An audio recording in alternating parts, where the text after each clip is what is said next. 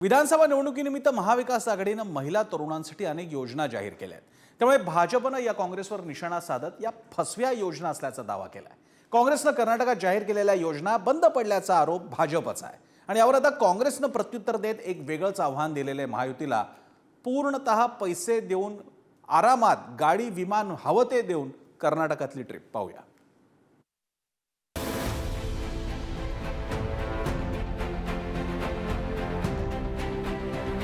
निवडणूक महाराष्ट्राची आहे, पण चर्चा रंगली आहे कर्नाटक सरकारची। मवियानं विधानसभा निवडणुकीसाठी लोकसेवेच्या पंचसूत्रीची घोषणा केली। या विरोधात भाजपनं जाहिरात देत कर्नाटकातील योजना बंद पडल्याचा आरोप केला। यावर आता कर्नाटकमधील काँग्रेसनं भाजपला प्रत्युत्तर देत आव्हान दिलंय। योजनांची माहिती घेण्यासाठी कर्नाटकात येण्याकरता उपमुख्यमंत्री DK शिवकुमार यांनी जाहीर निमंत्रण दिलंय।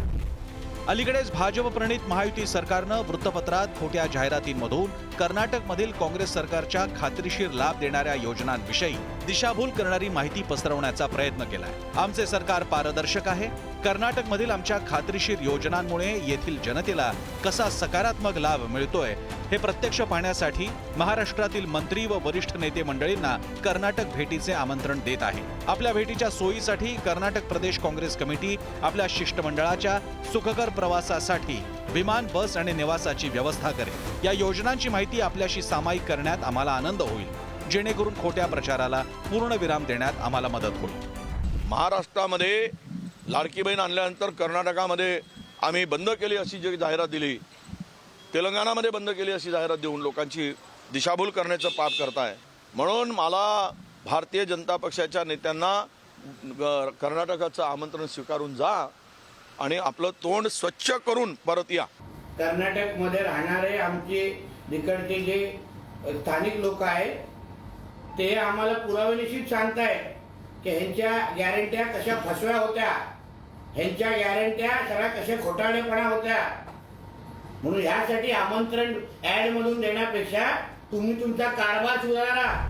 काँग्रेस शासित कर्नाटक, तेलंगणा आणि हिमाचल प्रदेश विधानसभा निवडणुकीत दिलेल्या गॅरंटी पूर्ण केल्या नाहीत असा भाजपा वारंवार दावा करत आहे। भाजपच्या या आरोपांना प्रत्युत्तर देण्यासाठी काँग्रेस शासित राज्याचे 2 मुख्यमंत्री मुंबईत आले होते। आता याविरोधात भाजपच्या केंद्रीय नेत्यांनी मुंबई गाठली। 9 नोव्हेंबर हिमाचल प्रदेशसह तेलंगणाचे मुख्यमंत्री, कर्नाटकचे उपमुख्यमंत्री मुंबईत। 12 नोव्हेंबर भाजपचे केंद्रीय मंत्री, युवा मोर्चा राष्ट्रीय अध्यक्ष मुंबईत। हिमाचलचे मुख्यमंत्री सुखविंदर सख्खू, तेलंगणाचे मुख्यमंत्री रेवंत रेड्डी आणि कर्नाटकचे उपमुख्यमंत्री DK शिवकुमारांची मुंबईत पत्रकार परिषद। काँग्रेस शासित राज्यातील योजना सुरू असल्याची माहिती। केंद्रीय मंत्री अनुराग ठाकूर, शोभा करंदलाजे, G किशन रेड्डी यांची पत्रकार परिषद। काँग्रेस शासित राज्यातील योजना बंद पडल्याचा आरोप। हिमाचल में 10 गारंटियां लेकर कांग्रेस आई थी कि महिलाओं को 1500 रुपया महीना देंगे। 23 लाख महिलाओं से वायदा था, 23,000 महिलाओं के लिए भी नहीं कर पाए। पहले कहा था कि परिवार में अगर 4 महिलाएं भी 18 साल से ज्यादा की होंगी तो सबको 1500 रुपये मिलेगा। अरे 4 को तो छोड़ो, परिवार की एक महिला को देने का काम भी नहीं किया। ज्या वेळेला मी आमच्या आई बहिणींना बघतो जे चुलीवर बसतात, लाकडं जाळतात, ते त्यावेळेला ते धुवा निघतंय, ते धुवा जेव्हा डोळ्यात जातंय, डोळ्यातून पाणी येतात, तसं मला सुद्धा पाणी येतंय। एवढं खोटं बोलतोय, पण जे काही खोटं बोलतोय रेटून बोलतोय। महिला तरुणांना दिलेली आश्वासनं काँग्रेस शासित राज्य पूर्ण करतायत का, याबाबतची माहिती घेण्यासाठी कर्नाटक काँग्रेसनं दिलेलं निमंत्रण महायुतीचे नेते स्वीकारणार का, याकडे राज्याचं लक्ष लागलंय। ब्युरो रिपोर्ट, पुढारी न्यूज।